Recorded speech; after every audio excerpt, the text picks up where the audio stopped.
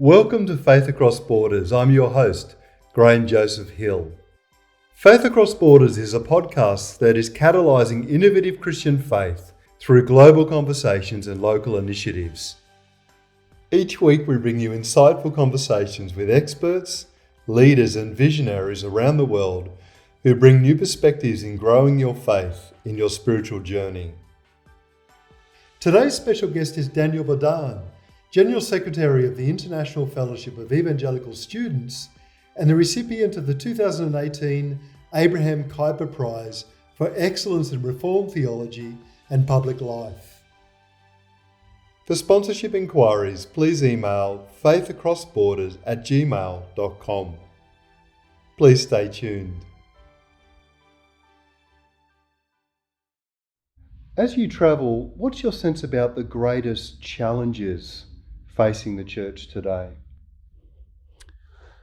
Yeah, that is quite a challenging question. From my personal perspective, I think some of the greatest challenges, from my view, are not external, theological, Islam or things like that. I have the sense that one of the greatest challenges is the church itself. I think the church is like someone who have lost their teeth. So not being able to bite, in my culture, you enjoy eating bones. So, and if you don't have teeth in place, you cannot enjoy the bones. So I'm using that image because I think that the church has lost its teeth and is not really prophetic as it should be. So everywhere I travel, my sense is that one of the greatest challenges for the church to restore the confidence in itself, because it has the theology, it has the truth, but the church is no longer standing on the conviction of the uniqueness of Jesus. And for me, this is the greatest challenge. Related to that, the second I can see is the sense of fear. I think maybe the two are connected. I think the church is fearful. It's like somebody who lost the confidence in itself and not being able to articulate their convictions, the truth. And the third thing is losing a significant element of joy. Again, maybe this is reading things from my African background, but visiting the gospel like the Gospel of Luke, I am impressed by the number of times Luke uses the word joy. And it is true. I think the gospel is the gospel of liberation, bringing joy to our lives. And it's a message, it's a good news. And the good news is a good news of joy. And for me, with my African background,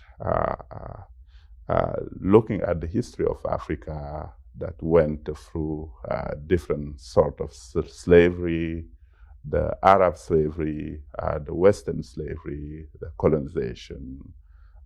So our history has been always a history of violence in the confrontation with other cultures.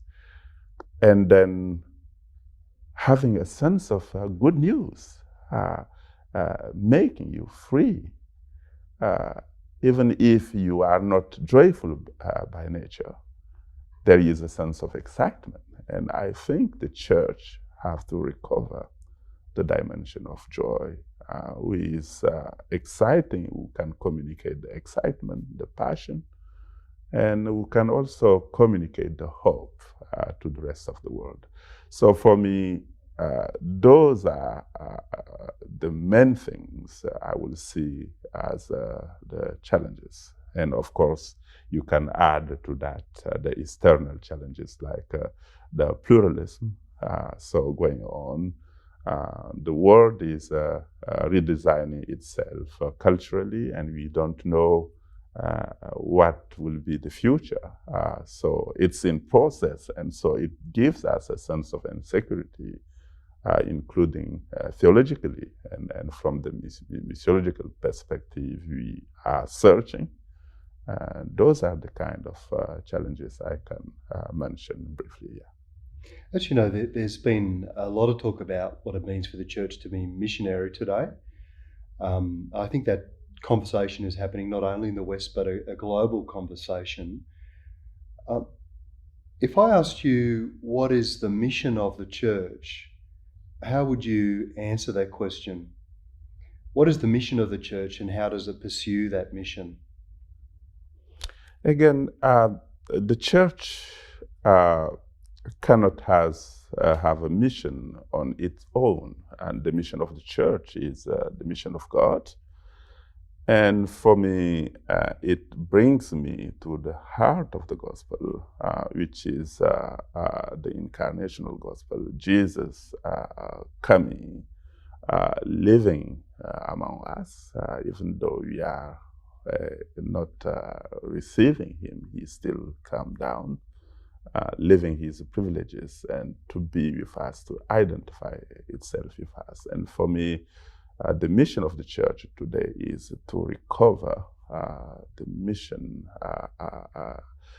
expressed and demonstrated by Jesus itself is a mission of service. And he said, I come to this world not to be served, but to serve. And I come not to be the first, but to be slave.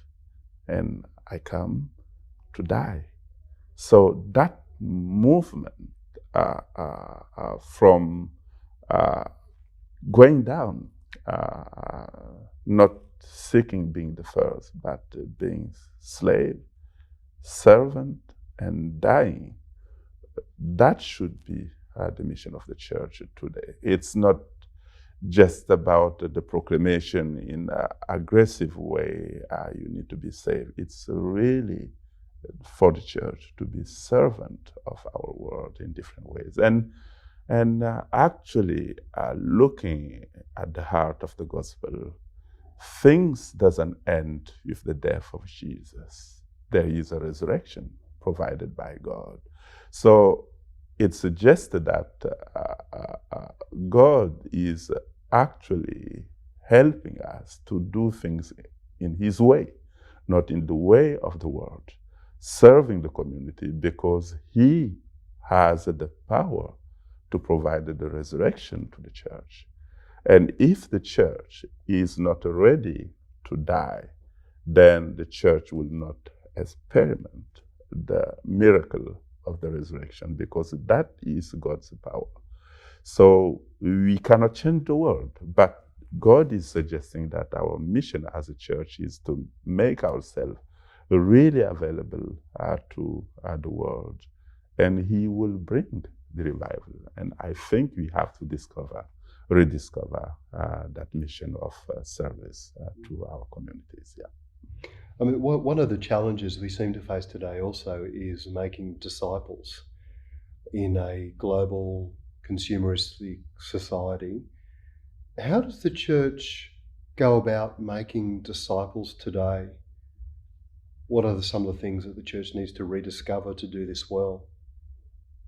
Yeah, there is no easy answer, but I think personally, I believe that discipleship is about our entire life, and we need to rediscover the gospel as a holistic gospel, and to be there, and not just focusing on conversions and salvation. And so I think it's important and vital. It's our first calling to go out and invite people to meet Jesus and to be followers of Jesus. But we need to go beyond that. And one of the things coming out often in our African context is you have this massive people converted to faith, but what kind of impact they are making in their communities, in their societies, is the salvation in Jesus leading them to make impact? And that question is raised, I believe, because our discipleship is not taking us deeper and to really live the entire life of Christ and being salt and light. And it's not an easy process. It needs really questioning ourselves as church if we are doing the right things. And I also think that in that process, we need to rediscover the discipleship in the families. I think we are losing the battle of families as a place of discipleship in the churches. Maybe we are becoming too individualistic and too busy with all sorts of stuff and not giving enough space, and we tend to trade the discipleship to the church, to other organizations, and not doing it in the context of our families. And I think we need to come back and rediscover what it means to be disciple in our context and in our family. When you see families doing discipleship well, discipling children, discipling each other, and so on, what are the kinds of things that they are doing as a family? I think being open as a family members, because discipleship is not just about teaching. Discipleship is about living out. It's not because the parents will pass knowledge and information to the children. It's really about living out. It's like Jesus and his disciple working together. I think even though Jesus is God, he knows everything. From a human perspective, he was also learning from the togetherness with the disciples. So I imagine our families as a place where we can be accountable to one another. We can discover, explore the gospel together. We can ask hard questions. We can grow together. And I think that is what I call discipleship. Discipleship is being together and exploring together our faith in Jesus and growing together. And my observation is more and more Christians are losing that side of discipleship. Yeah. And you mentioned that discipleship is about a holistic development of the person. As evangelicals, we're often good at engaging people's minds. How do we go about helping people grow as disciples in their whole life? Yeah, I think it's about the whole life, the heart, the mind, and everything. And I am in this ministry with the university students, and I always, if not at least often, challenge them not to disconnect their studies with their faith. It should be integrated. What it means for me to be a biologist and Christian. And if I'm not able to make the connection, then I'm not doing a good discipleship for myself.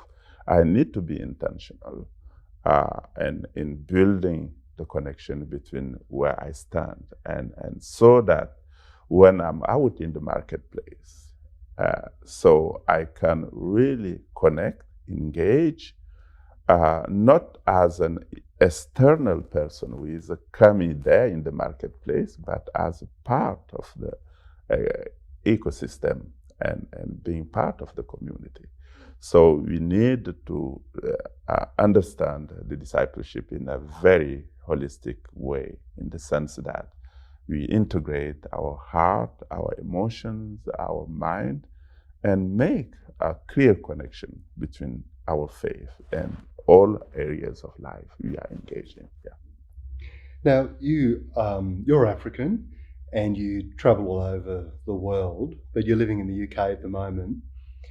I'm really interested in what the majority world, Christians in Africa, Asia, South America, the Middle East, First Nations and Indigenous communities can teach the Western Church. One of the things is how the Western Church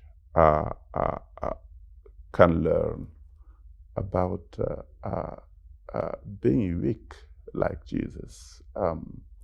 Because even looking back in the history, it seems to me that Jesus is moving to the fragile places. From the Jewish, countries, less than 100 years, he was already going among the Gentiles, who are, during that time, the weak, the fragile, and then moving to the barbars in Europe. And now moving to places where poverty is predominant, and so on and so on.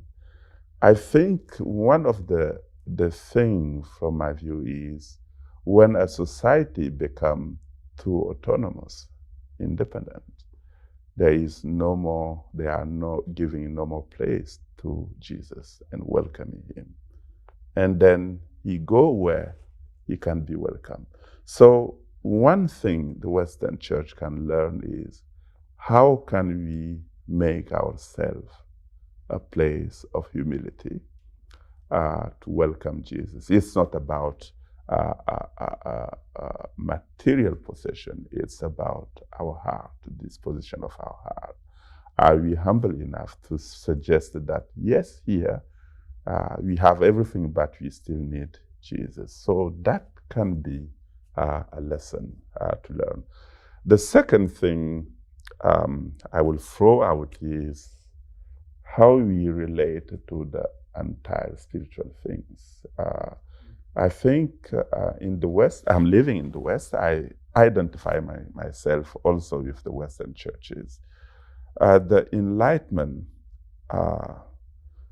it brought very good thing in our life, leading to such progress, and we need to celebrate the progress. I think it comes from the Lord.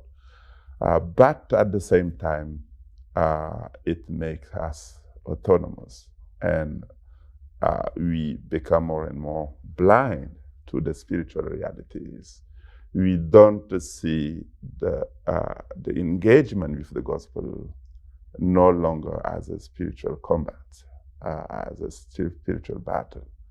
And we are losing a perspective. And maybe one thing we can learn from the global churches is, global church is considering seriously the engagement with the gospel as a spiritual combat. So we need to really learn how to pray, learn how to depend on God, learn how to depend on one another, learn humility. I think this is something maybe we can learn, and it's related to suffering, it's related to all sorts of things. And I also suggested that, and I'm glad Christians started questioning the overemphasis on material possessions. I think we need to learn again that the problem is not the material possession themselves. The problem is how they become our gods.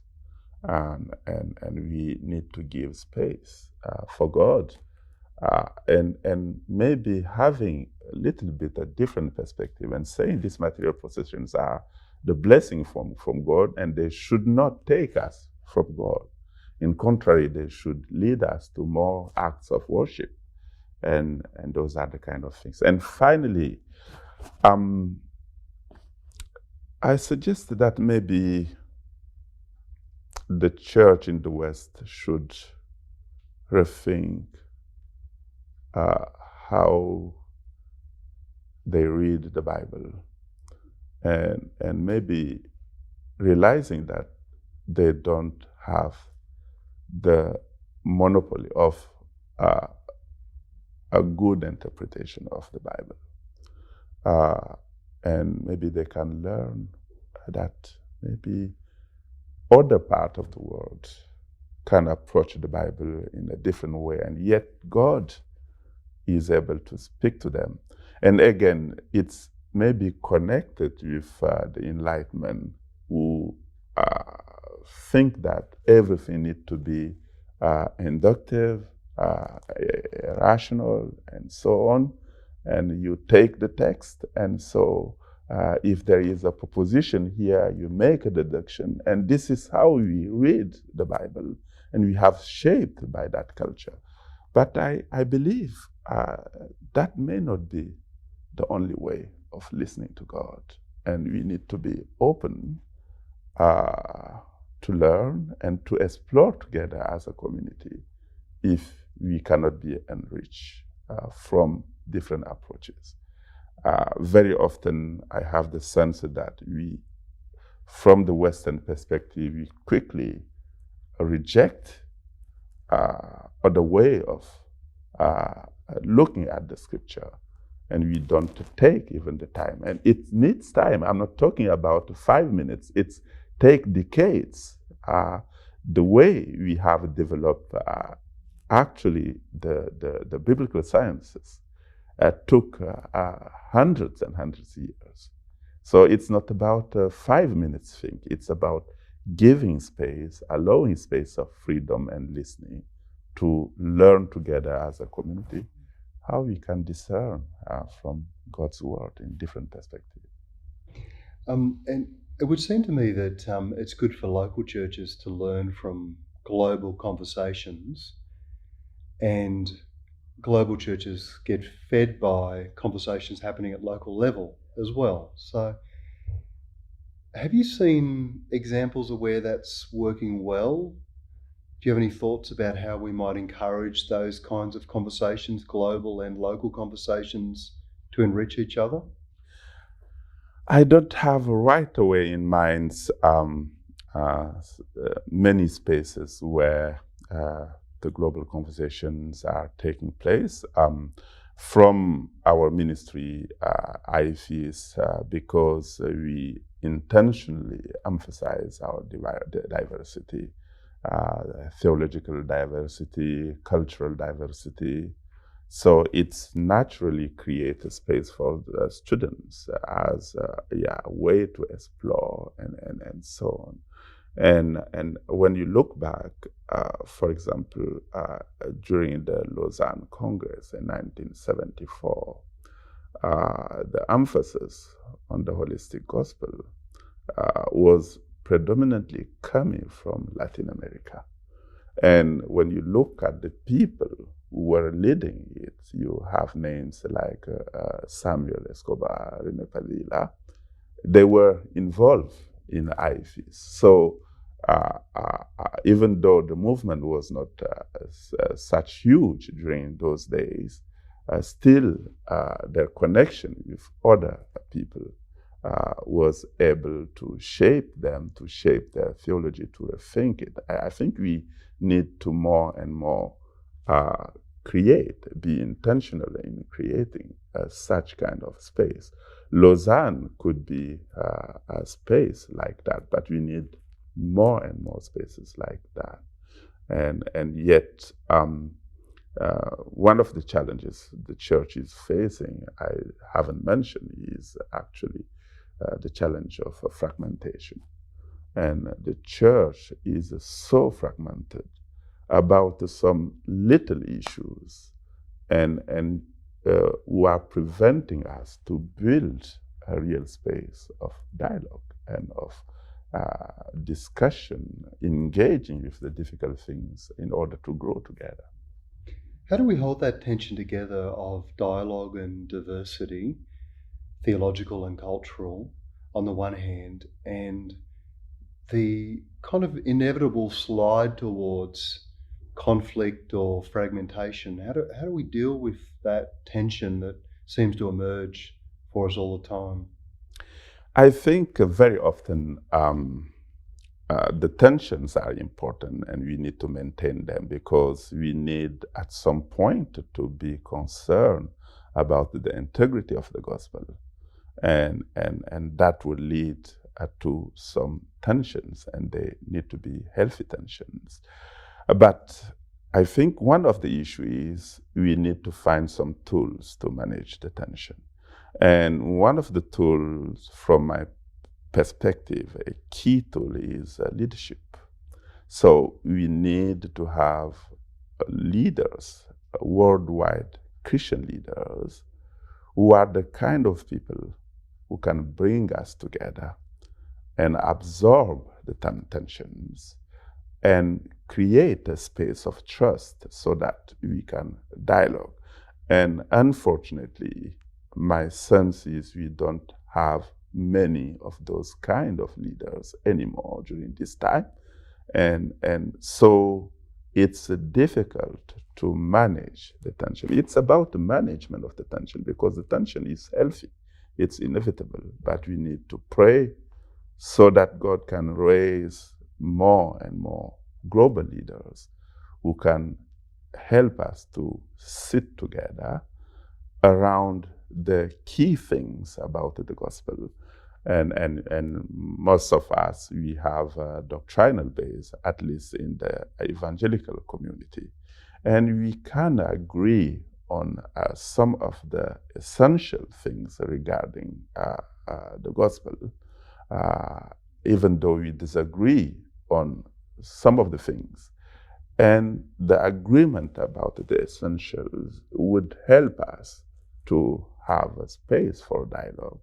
And also, for me, it's a way of discipleship because it will help me to live with my friend who is different from me, with my brother, even though he doesn't agree on the role of the woman in the leadership, we can still share something in common and actually advance the discussion on the involvement of women.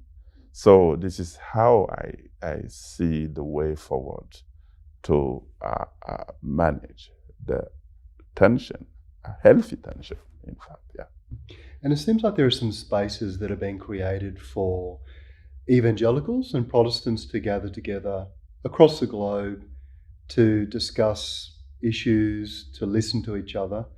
What is the role of listening to and dialoguing with other Christian traditions, Catholic, Orthodox, and so on? How does that play into all of this? Personally, I think that the evangelical community need and have to listen to other faith. And this is where the security about our convictions comes in. And because we are not secure enough on our convictions, we are afraid to engage. And we engage in the perspective of fear. Therefore, we are very cautious in our engagement. It relates to our insecurity in our convictions. If we are holding the convictions, I always make a difference between certainties and conviction. Certainties, no problem about that, but we still have to have some convictions because they are like an anchor for the ship to maintain us stable during time of they may change, but still we need to hold those convictions and go to the engagement from a stable background. And I believe there is a place to engage with those faith, dialoguing with them in a very positive way, contributing together. And secondly, I think in the community, there are some things in the area of common good, Protestant or Roman Catholic, there are some things like what happened in Rwanda, the idea of reconciliation. For me, it is really the idea of common good. I don't expect every single person in Rwanda to become evangelical, but I see the value of reconciliation in the community. And maybe there are some spaces to engage in common good between the Christian community family worldwide without accepting the conviction the other is holding. So this is how I see the engagement. And sometimes there's a bit of debate too about the relationship between the church and politics and secular organisations. What do you see as an ideal relationship between renewed missional churches and those secular institutions and groups? In fact, the secular institutions per se, even though I don't like the word secular, what is a secular, what is a spiritual, I don't hold such kind of dualistic view, but I understand your perspective. Personally, I think that the word out there, I would rather use the community, is the place where we can be salt and light. And it brings me back to the whole idea of the gospel. The gospel is not just about our salvation. I'm saved. Then what next? How to live out my faith and where to live out my faith. The church is a place where I can be resources in order to go out. I see the church as a gas station for the believer to get renewed, to get energized, to get encouraged, in order to drive several miles in the wilderness, sometime in the desert of the community who is not necessarily sharing the faith. But precisely, I need to be there to be salt and light in the public arena, in the media, everywhere. We need to have Christians there who are well engaged. And in fact, at some point, I wonder if one of the reasons why even some Christians at certain point tend to leave the church. Because yes, they are saved, but where is the place they still have in living out their faith? So if we are encouraging them to be engaged in their community, in politics and so on, and supporting them, they will find a new excitement in their being Christians. And I have a little observation. I don't want to make conclusions, but I think that one of the reasons of the church growing in places like Africa is actually the place of lay people. In Africa, you will find very few church leaders who have been trained in a normal system, so a theological college and so on and so on. They are believers and they have to play a role. So laity become an important part of their life and they feel engaged and excited to contribute, and they discover that, oh, my faith is not just about my personal salvation, which is the foundation, but where do I move from that starting point, and how I grow, how I will engage with my pocket to support the ministry if I'm not part of. So the two things in some ways are interconnected from my view. Are there practical things that those churches are doing to empower people to be disciples in society? And what are some of the things that those churches are doing? They engage a lot in development. Many of those churches are taking part in and well-being of the community they are living in, not necessarily in a big way, but they may establish a school somewhere, a small hospital. I remember my wife, and she is a gynecologist obstetrician, and we were living in a city in West Africa. And it's difficult for the poor woman to have access to the specialists. There are very few, and it costs a lot of money. And she decided that I will offer my service as a Christian to the poor community. And it has such an impact. And both my wife and the community benefited. It became a discipleship process element, bringing excitement to my wife. And she said, oh, my Christian value can add a value to the community. So those kind of engagement are the kind of thing they are doing and helping the community and being present and offering hospitality. Hospitality is a key thing. And so those are the kind of things they are trying to do. And you mentioned that in places like Africa, maybe one of the keys to the growth of the church is the way in which lay people are empowered to serve women. Yeah. What does all this mean for the way in which we develop people for ministry, train and develop people for ministry? And by that, I don't just mean professional pastors, I mean the whole church for ministry. I think we need to revisit the way the church is becoming too professional. I think I need to pause here because I may say some challenging thing. But my sense is that the Church of God tend to grow in a more chaotic setting. It seems to me that God is not concerned too much about our professionalism, but it's much concerned about our faithfulness, our heart to be, and not really to do, but to be who we are.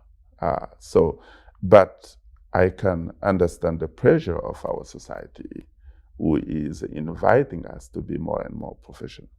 I want for us to make the difference between doing the best for God and being professional, seeking for excellence for God. And we as believers are always invited because it's an act of worship.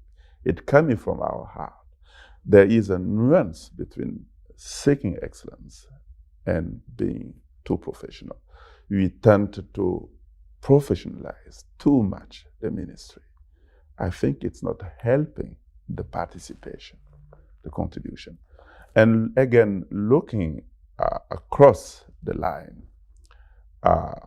one of the reasons why the Pentecostal churches are growing is maybe also that everyone can pray in the church.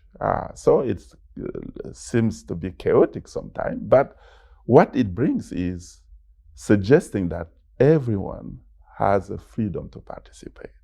So we need to look beyond the chaos in the church service.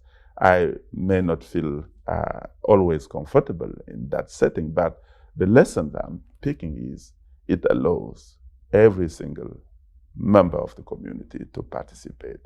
And praying, standing in the church is more than what we can think of. So inviting people to participate, it may not be quite an order we want to see. It may be a little bit chaotic, but if that helps people to feel part of the kingdom, why not? By all means, if we are the people believing in heaven, if we are, as evangelicals, the people of hope, we know that the time will come where the order we are seeking will be present when Jesus will be with us around the table. So we need to have that in perspective, that eschatological perspective in our mind when we see maybe a little chaos for the time being.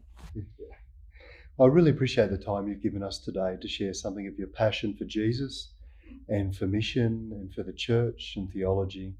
And I hope the rest of your trip is a good one here in Sydney. Thank you very much. Yeah.